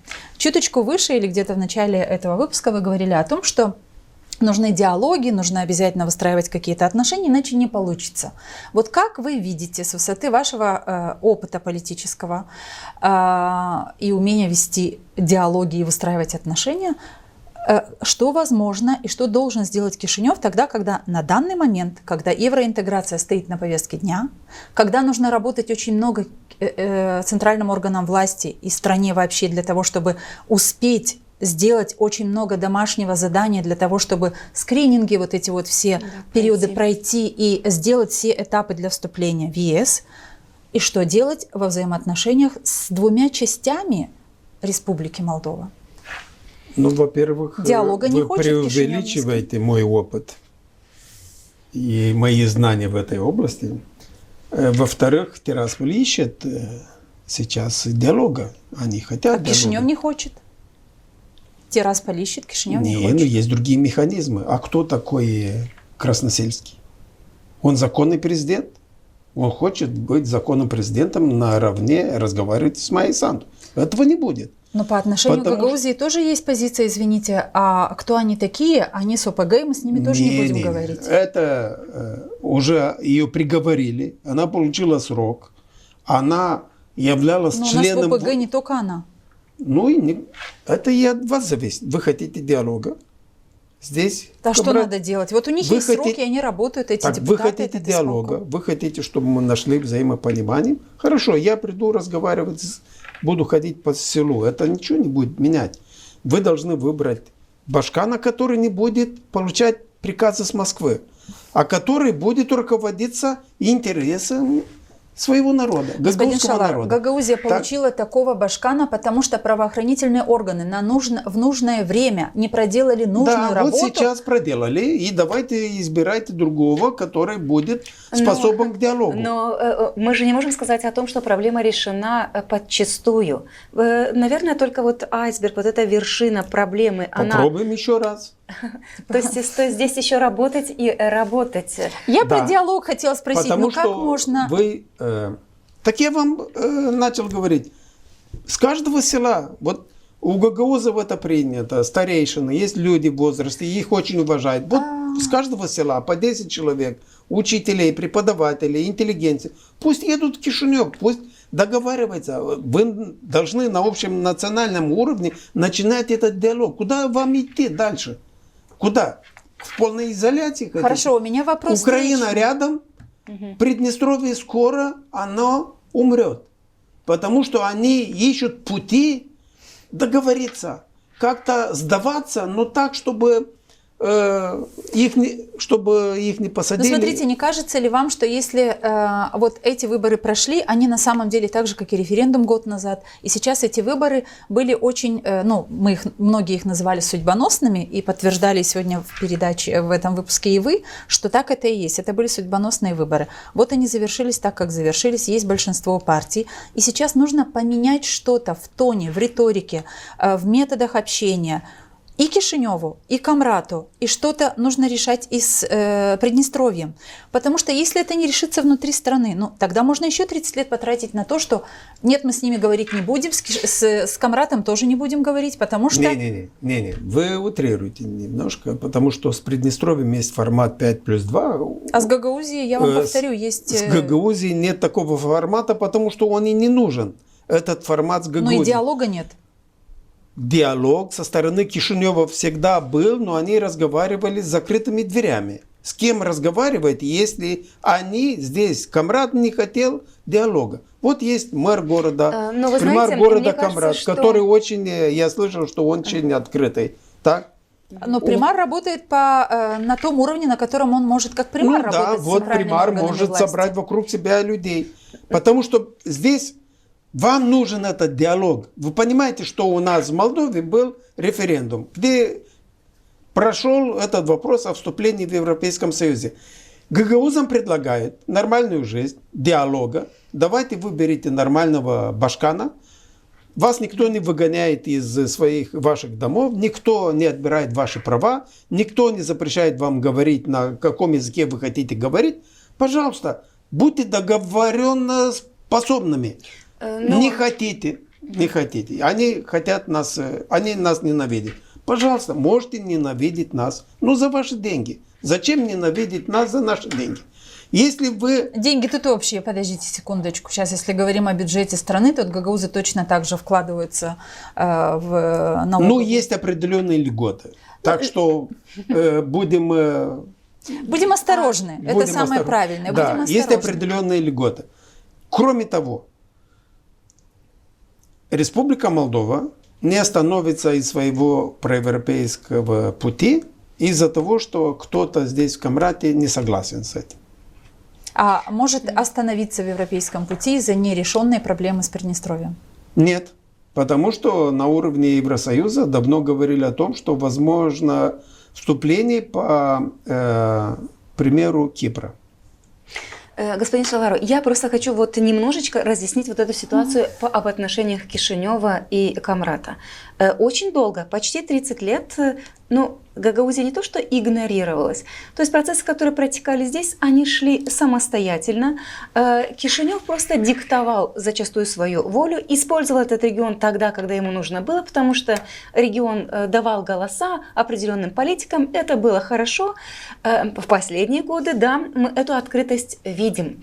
Но вот те 27-28 лет, когда не было этого диалога, они привели наш регион к такому мнению, что нас не слушают. Если сейчас и пришли к нам, то от нас чего-то хотят, но не видят в нас равных. Мне кажется, такая ситуация существует. Я с вами могу и согласиться, могу и не согласиться, потому что я не знаю ситуацию в вашем регионе, но вы правы в том смысле, что этот диалог сейчас нужен. И я знаю, что гагаузы были очень порядочными гражданами. Почему были?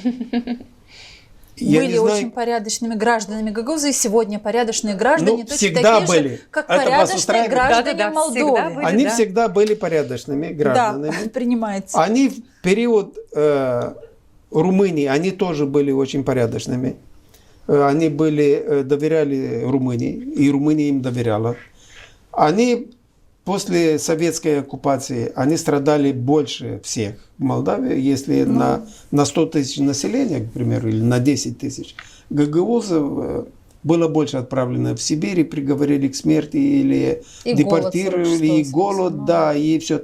Они больше страдали, потому что Советский Союз им не доверял. Даже на войне они не отправляли их на первую линию, потому что не доверяли. И ну, хоть какой-то плюс.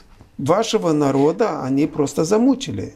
Они хотели его уничтожить, и произошел какой-то перелом сознания, потому что они больше русифицировались, чем другие, они больше были ориентированы на Россию. И сейчас то же самое происходит. Вот смотрите, те, которые боятся румынизации. Вот езжайте в Румынию, есть Ковасна, Харгита, есть некоторые уезды, где там проживает венгр. Вы можете там остановить человека, остановиться, спросить дорогу, он не знает румынского языка. Он говорит тебе, показывает. Я говорю, вот с вами вся красота румынского языка теряется, потому что я только руками разговариваю. Но они очень доброжелательные, очень добропорядочные. Они граждане Румынии. Граждане Румынии, но их никто не заставляет говорить на румынском языке. Никто. И за это никто не наказывает. Если ты хочешь стать депутатом, министром, Если хочешь там где-то преподавать в Бухаресте в университете, ты должен знать язык. Правильно? Если кто-то из... Вот Ирина Влах, она выучила румынский язык, потому что она хотела стать политиком на национальном уровне. И не будет она ко мне в селе идти и говорить на русском языке, потому что ее бабки не все понимают. Достаточно знания румынского языка, чтобы человеку стать политиком на национальном уровне? В Молдове? Ну вот вы пример привели, соответственно, достаточно ли было этому политику выучить румынский язык, Нет. чтобы стать... Нет. Но надо было еще не иметь... Недостаточно. Но вот есть партия Удимере, так, в Румынии. Это венгерская партия. Они каждый электоральный цикл набирают 5%.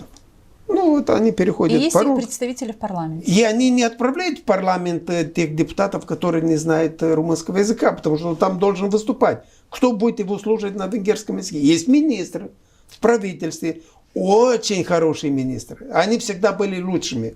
Они говорят на румынском языке лучше, чем я говорю. Вы это говорите к чему? К тому, что венгры, проживающие в Румынии, они понимают, что они живут в государстве, где надо знать государственный язык для того, чтобы занять ту или иную должность или быть, имплементирован. Если ты живешь в своем селе и не собираешься никуда ехать, тебя никто не Говорит только на заставляет. Венгерском. Или на гагаузском.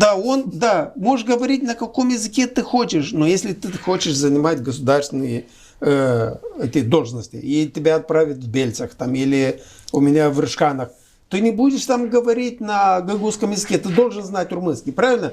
В России ты не будешь говорить на гагаузском языке или на румынском, тебя никто не примет, тебя заставят говорить на русском языке. Ни киргизы, ни узбеки, ни туркмены, Смотрите. они не говорят, там нет школ. Господин Шалай, Там одни русские школы. Мы ушли к языкам, к венграм, к знанию языка государственного, там румынского, а здесь Я русского. это Но говорю, я прошу прощения, я это говорю для тех, которые боятся румынизации. Никто не заставит говорить на румынском языке, если ты не хочешь говорить на румынском языке. Румынский язык должны знать те люди, которые работают в государственных учреждениях. Они должны этого знать. И никто не приходит к тебе в селе в Авдарме румынизировать, потому что никому это не надо. Если ты хочешь жить в Бухаресте, переехать туда жить, то ты будешь учить, хочешь не хочешь, будешь знаете, учить мне сейчас румынскому стало языку. интересно, вот вы когда были министром обороны или министром Транспорта и инфраструктуры, подбирая кадров в свое министерство, вы думали о том, что Молдова полиэтническая страна? Надо бы поискать, может быть, специалистов и гагаузов, и этих, и этих, и этих. Вы знаете, у меня работали разные национальности. Во-первых, А гагаузы были? я не помню. В Значит, армии, не было. Нет, у меня в министерстве было 36 человек, в министерстве транспорта. Очень много, и чтобы там не было ни одного 36 человек, и всегда были свободные должности, потому Вакансии, что да? вакансии. Зарплаты были очень низкие. И в Министерстве обороны, наверное, были, и я разговаривал с ними на разных языках, но с солдатами меньше разговаривал, но с офицерами они все владели румынским языком. Но я такой человек, что если ко мне обращаются на русском языке, я отвечаю всегда на русском языке. Потому что я начинаю забывать русский язык, мне нужно практиковать. Но мне не нравится, когда я обращаюсь и говорю «буна зива», и мне смотрит на меня и говорит «здрасте». Ну, можешь сказать, пожалуйста, говорите на русском, я не владею. Но был со мной случай, когда был министром транспорта в Окнице. Я поехал там в ДУ, дорожное управление. Там в Окнице мы передали им новую технику. Я говорил на румынском языке, обращался к коллективу, я один вышел вперед и говорит, говорите на человеческом языке. Но я слышал такие фразы раньше, что некоторые рассказывали, что вот ко мне обращались, но я не думал, что, будучи министром, мне это кто-то скажет в лицо. А что вы ответили? Бывают. Я ничего ему не ответил, я не помню, что я ему сказал. Потом пришли ко мне с предложением его уволить, и он написал мне большое письмо, я написал ему «Будь здоров, дорогой». Не помню, как его зовут. Господин Шалара, можно? Вот вы говорили о... Но это не говорит о том, что он это сказал со злостью. Он так привык. В таких... Есть определенный уровень внутренней культуры низкий, поэтому люди, да. не умеют себя вести. Вы говорили о том периоде, когда вы были министром обороны. Вот и сегодня есть определенные ваши высказывания, где вы говорите, например, о модернизации армии. И вы говорите о том, что это уже не дань моде, а вопрос выживания государства. Вот у меня вопрос. Мы замечали в предвыборный период, что как только в Молдове предпринимали хотя бы незначительные шаги для того, чтобы улучшить состояние нашей армии, сразу находились политики, которые видели в этом что-то ужасное. Как вы можете прокомментировать это? Ну, вы знаете, больше 20 лет у нас говорили, что нам не нужна армия. Что это зря мы тратим деньги, что на нас никто не собирается. Но и молодежь не хочет служить в этой армии. Нет, это не так. Почему это не так? Это Молодежь так. не хочет Мы служить. же живем среди людей, и мы знаем, сколько людей альтернативную службу проходит, только чтобы Ну, не служить. проходит, потому что всех не заберешь в армию, всех не заставишь любить армию. Есть люди, приходили ко мне, родители, просили забирать своих сыновей в армию, чтобы их перевоспитали. Но мы не занимаемся воспитанием. Проблема в том, что вот когда началась война, меня пригласили на ТВ-8, по-моему. И там задавали такой вопрос. На территории Молдовы пролетали ракеты российские. У нас есть противовоздушная оборона сбить эти ракеты? Я говорю, вы 20 лет просили, чтобы мы армию ликвидировали, чтобы не тратить деньги зря. В прошлом году Молдова получила гуманитарную помощь в виде дров для печки, а вы хотите иметь патриоты, которые стоят $1 миллиард стоит один комплекс. Одна система. Откуда, когда пока не гром, не христианин не перекрестится, так и в данном случае наша молдавская армия никогда не была ориентирована на ведение боевых действий. Боевых на действий против военных большой армии.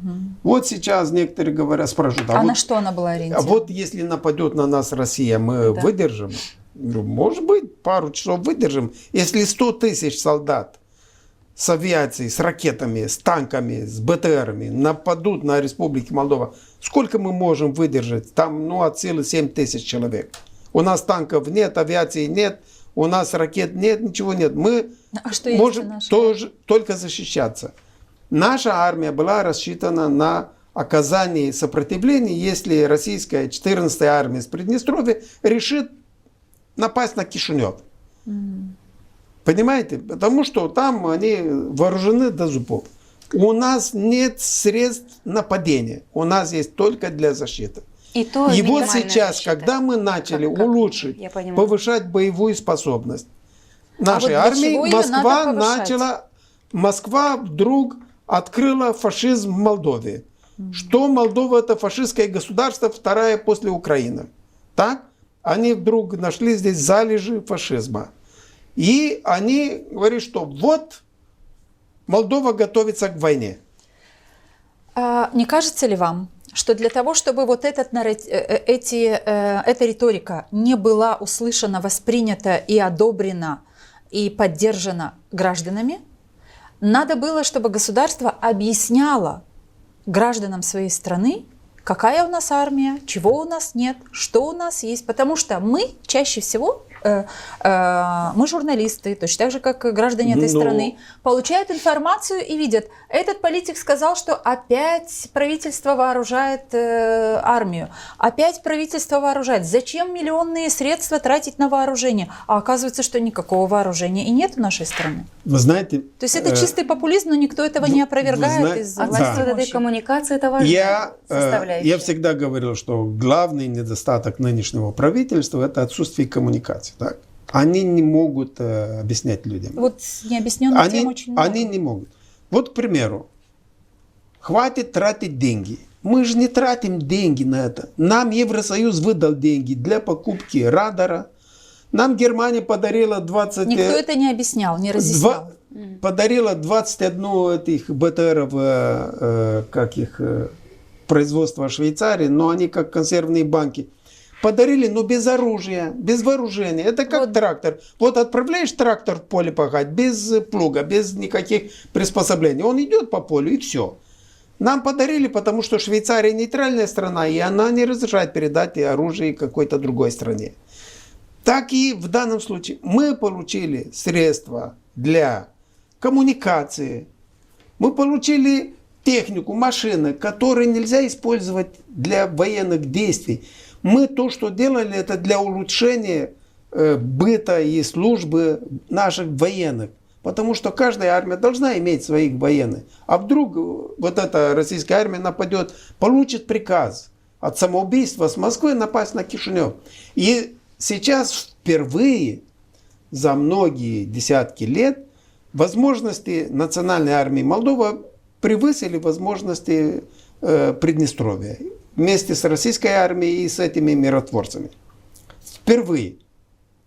И Мария Захарова всегда использовала эти нарративы для того, чтобы ввести людей в заблуждение. Они говорят, Молдавия хочет вывести миротворцев. Нет, мы хотим вывести из Приднестровья те, которые незаконно находятся на территории Молдовы. Никто ничего не говорил про миротворцев. Абсолютно никто не говорил. Но, господин Шалар, вот что не понимает население и где вот эта вот грань, которая находится между обороной и милитаризацией? Вот эту грань, где она находится, люди ее не чувствуют, а если не говорить, то кажется, что да, мы стали покупать, стали приобретать или нам стали дарить, то есть страна вооружается. Вот мы хотим быть и нейтральной страной, так, и без армии. Нейтральная страна, обычная нейтральная страна тратит в среднем 5 раз больше на оборону, чем страна-член НАТО. То есть нейтральная страна – это не страна без армии. Но Это удивительно, страна с мощной армией. но да. удивительно, что те же самые политики, которые говорили о том, что Молдова должна стать нейтральной, давайте проведем референдум, и пусть наше население проголосует за то, чтобы быть нейтральными. страна. Именно они и говорят о том, что почему Молдова стала тратить деньги, больше денег на оборону, на армию свою. Ну, во-первых, это был политический избирательный трюк, потому что любой референдум нужно проводить конституционный референдум, потому что наш нейтралитет записан в Конституции.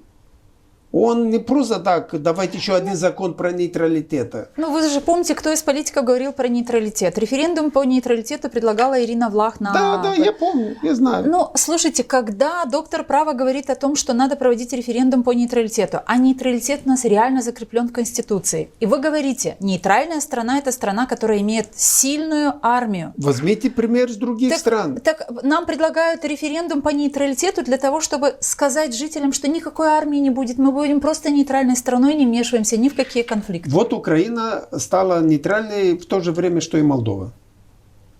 В Конституции В прописано Конституции, было. да, прописано 90... И на нейтральную Украину напали. 4-95 год, потому что тогда Россия потребовала от Кишинева две вещи.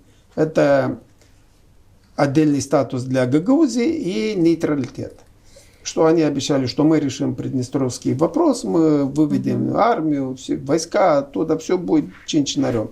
И что мы будем жить долго и счастливо в дружбе. И наши приняли все условия Москвы. Я тогда тоже думал, что это хорошо для гагаузов, потому что это единственная автономия в Европе по этническому признаку. Но это больше хорошо. нет. Просто какие меры были предприняты и как развивалось, вот это плохо. Нет, но Идея хорошая. идея хорошая, но она попала в плохие руки. Да, это совсем Да? другое. И ее использовали в политических целях. Они пожертвовали гагаузами для достижения целей Москвы. Потому что где ваш гагаузский язык? Сколько у вас гагаузских школ? Вы хотите, чтобы мы об этом поговорили? Нет, Вам я это спрашиваю. интересно? Я вас спрашиваю. Ну, это наша боль. Это если- наша боль, и нам Да. об этом больно Вот. говорить. Но гагаузского языка, здесь сейчас гагаузской автономии, среды звучания гагаузского языка нет. И в 90-е годы здесь была среда звучания Да, я гагаузского помню, языка. я да. знаю. Сейчас тут меньше людей говорит на гагаузском Вот я- языке. Наши политики не говорят на Хорошо, гагаузском. если я поговорю с политиком из Гагаузии, да, я ему скажу, что нет гагаузского языка, что это турецкий язык, что нет гагаузов, есть турки. Правильно? Нет, Что он вы мне так не скажет? скажете, потому что что мы вам скажем, что гагаузы есть гагаузский язык, и Да. он отличен от турецкого, и мы говорим о гагаузах, Самостоятельный язык. которые принадлежат к тюркской Это группе я не с языков. вами сейчас разговариваю. А с Если кем? я ему такое скажу, что он мне скажет? Это скажет вам то же скажут самое, то что же я самое. вам Не так, сказала. да? Что я вам Ну да. сказала. И что-то не мое дело, правда? Ну нет, А я не скажу, почему что это тогда политики из Гагаузии, из Приднестровья должны мне говорить, что мой язык это молдавский язык, и что я не румын, я молдаванин? Почему они, которые ни слова не понимают по-румынски, они имеют право мне такое говорить? Да, Вот я не сужу про вашу национальность, про ваш язык, потому что это не мое дело. Это вам решать.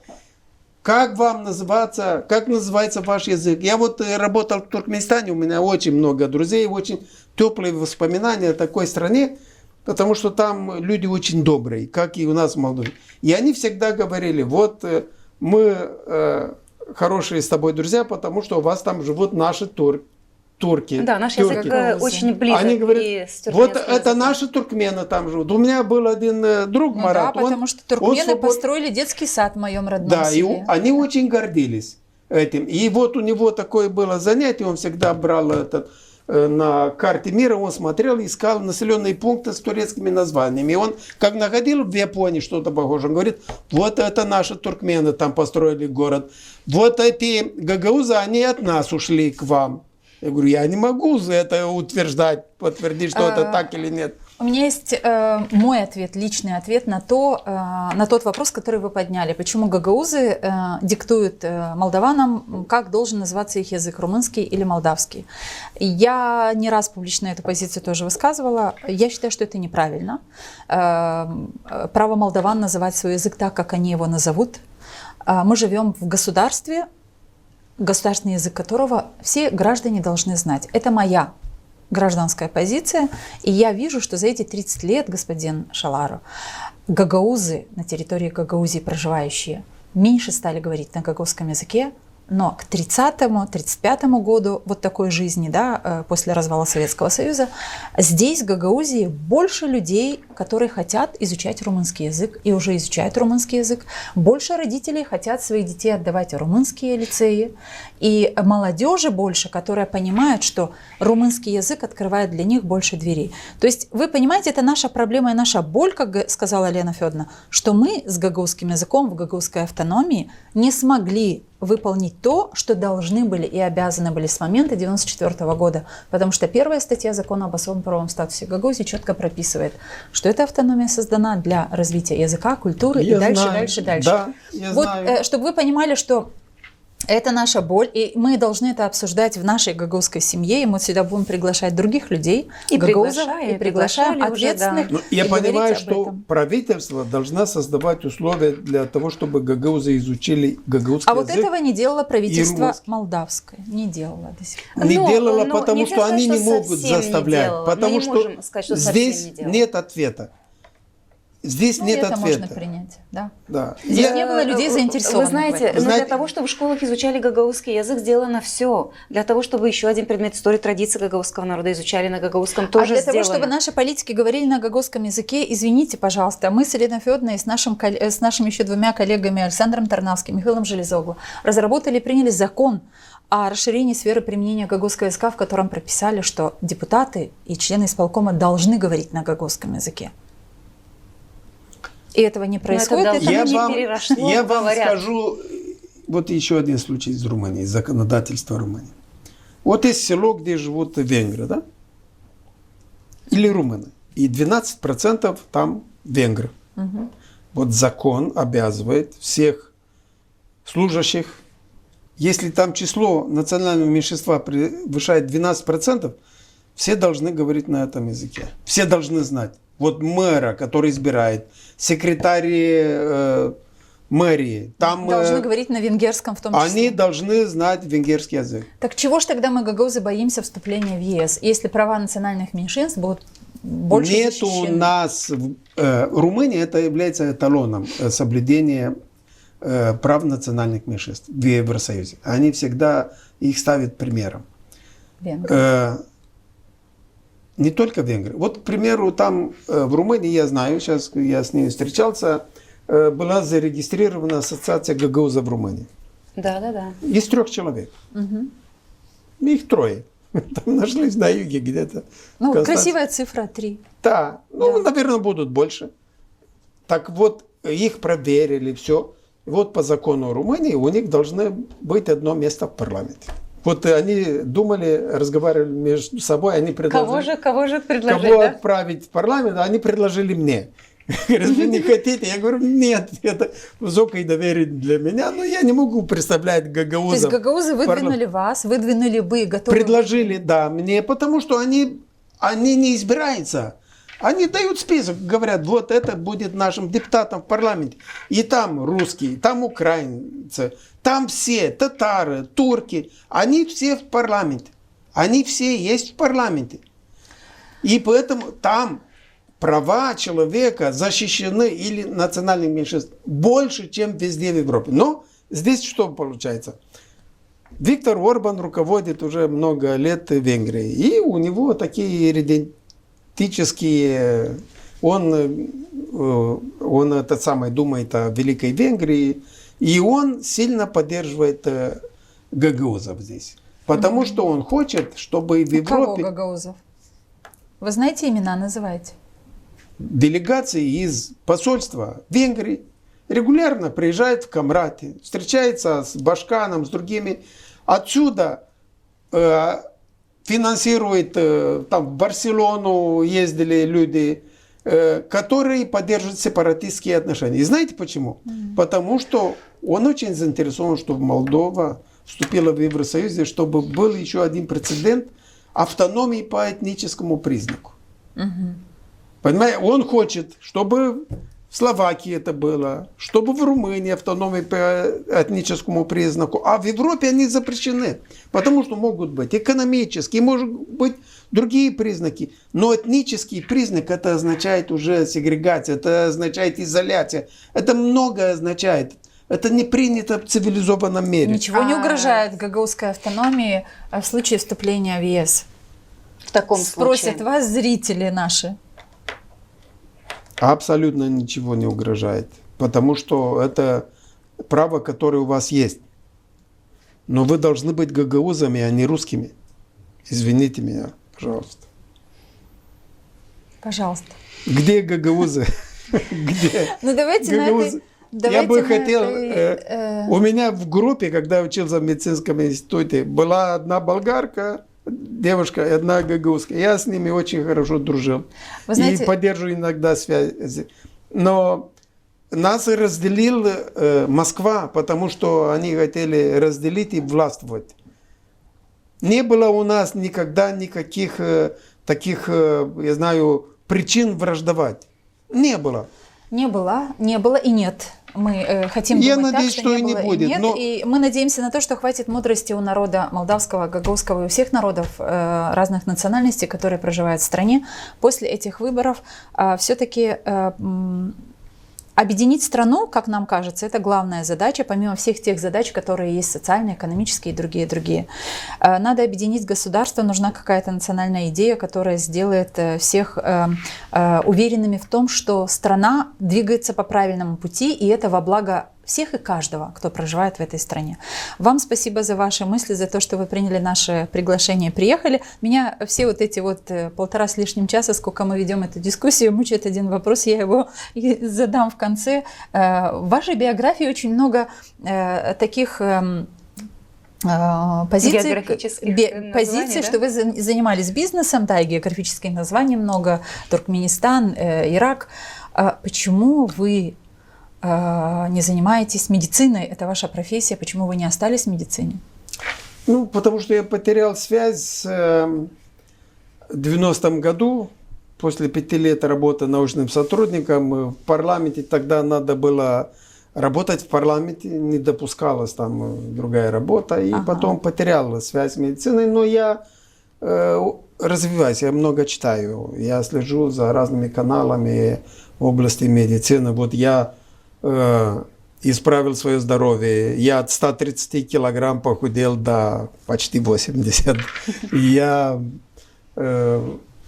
являюсь здоровым человеком, веду правильный образ жизни, много хожу пешком и ем очень правильно. Я не ем ничего, чего не знали мои бабушки, мои предки.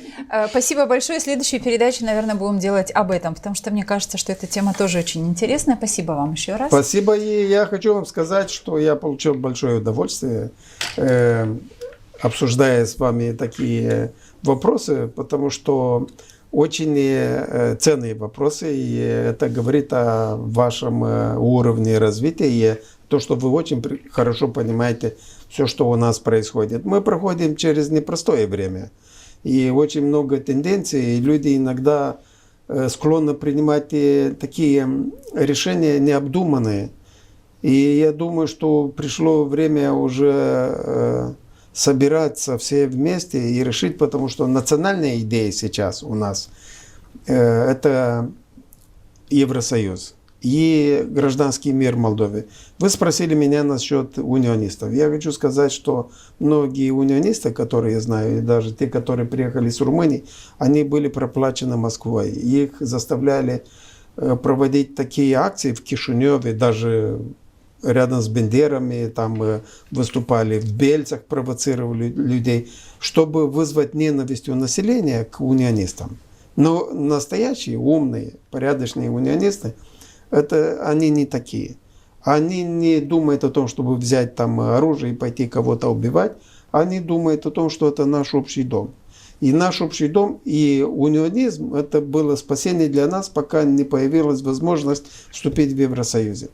Поэтому я думаю, что и гагаузы будут унионистами, когда они поймут, что там они будут чувствовать себя лучше, права будут больше защищены, Евросоюзом защищены, и уровень жизни у них поднимется намного лучше, намного выше, чем он есть сейчас. Очень хорошая нота для Спасибо. окончания передачи. Да, объединение гражданского общества – это тоже одна из главных задач. Пусть это будет такой национальной идеей, которую должны продвигать политики.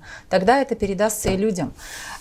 Друзья, наш выпуск подошел к завершению. Вот такая получилась сегодня дискуссия с экс-министром обороны и политическим аналитиком Анатолом Шалару. Мы же, я, Екатерина Жекова. И я, Елена Карамид. Говорим спасибо, друзья. Если вы еще не поставили лайк и не успели подписаться на наш канал, сделайте это прямо сейчас, потому что, как мы анонсируем всегда, единомышленников больше, значит страна крепче. Объединяемся, смотрим дискуссии и двигаемся вперед. Мы все хотим достойных условий жизни. Мы все хотим качественной медицины. Мы все хотим хорошие дороги и коммуникации. Мы все хотим высокие зарплаты и пенсии. Мы все хотим, чтобы работали законы. Мы все хотим лучшего для Молдовы, и это нас объединяет. Значит, мы единомышленники.